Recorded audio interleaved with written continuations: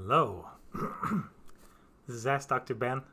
I am Dr. Ben Newman. I study coronaviruses, and I'm going to try my best to answer your questions. Next question, and definitely the last for tonight, is going to be from Mary. Hello, Mary. Hello again. Yeah.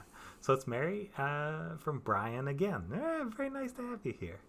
Let's see, it's been a while. I thought I heard that when the President Trump had COVID-19, he was given a vaccine and it cured his COVID. I believe there may have been news reporters that said something like this, but that is not exactly true. So what the president was given was some antivirals, which are like little tiny drugs that you can think of as miniature monkey wrenches. You're throwing them at certain parts of the virus to try to stop the virus from working.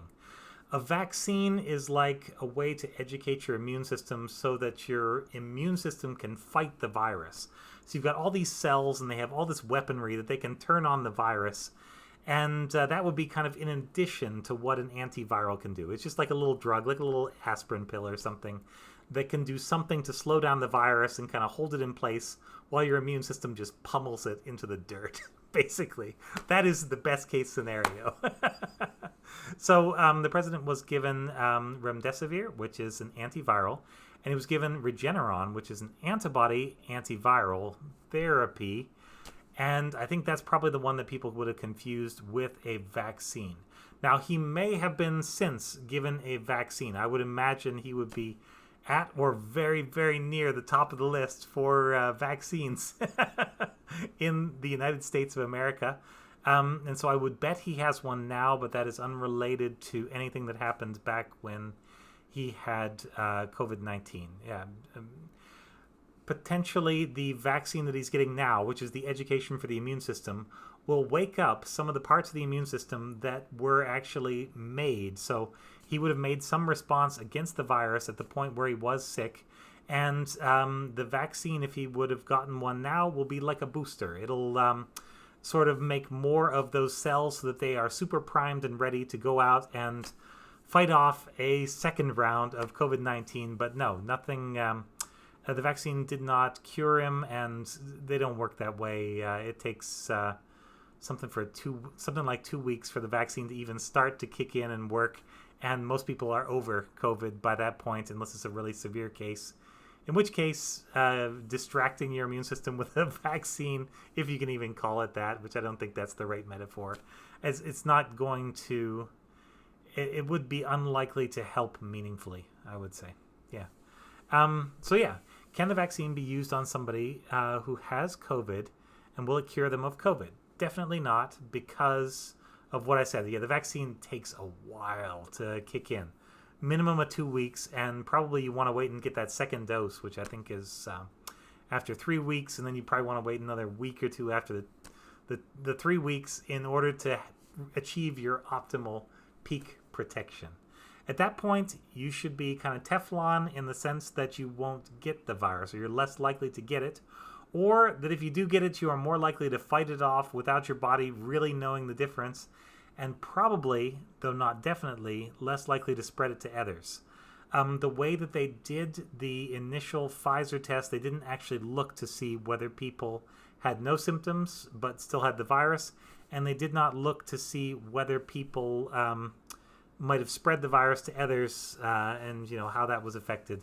They just focused, absolute laser focus, on how many people got sick who had the vaccine and how many got sick who did not have the vaccine. And there was a big enough difference that it is now approved for emergency use authorization. All right. Last part of Mary's question, three-parter, yeah. How do we know how long the vaccine will last? 6 months, a year? Answer is no. We don't know. What we do know are that some of the vaccine trials have gone on for a minimum of 2 months, and so it seems to be pretty stable over the first 2 months. That's like the bare minimum. There are some results from after 3 months, or, boy, I'm trying to remember. There was a Moderna study. It might have gone out to 4 months. I'm trying to remember. And what that shows is that the amount of antibodies, we're using antibodies as kind of the easy to measure representative for the entire immune system, which is some lazy, sloppy science, but at the same time, it's also much more doable than dissolving a person and counting all their little T cells and B cells, yeah, to get a really accurate count. Yeah, you get the answer, but you wouldn't like the answer.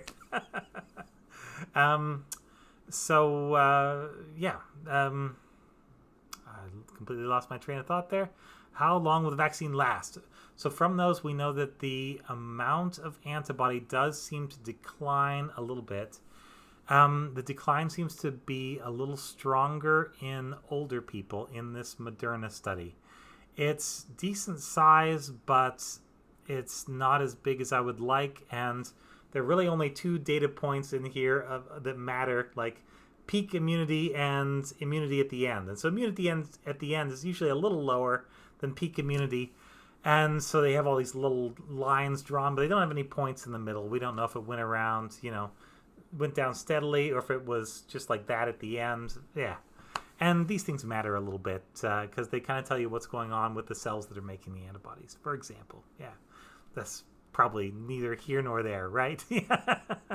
So from this, it looks like, if we're just back of the envelope, very basic estimation, the half-life in a person should be about 3 months if they are under 56. And if they're over, it's probably going to be more like a month and a half. From the amount of antibody that you start out with, compared to the amount that we think is roughly the baseline, like minimum for protection, you can probably go through 4 half-lives before you get down to the area where you're iffy again. And so probably looking at once a year for younger people, probably looking at 6 months for older people. But these are real squishy estimates that I am just kind of pulling off of papers where the data is sort of there, but they don't actually go into this. So the honest truth is they haven't done the test properly in a way that would lead us to make those conclusions.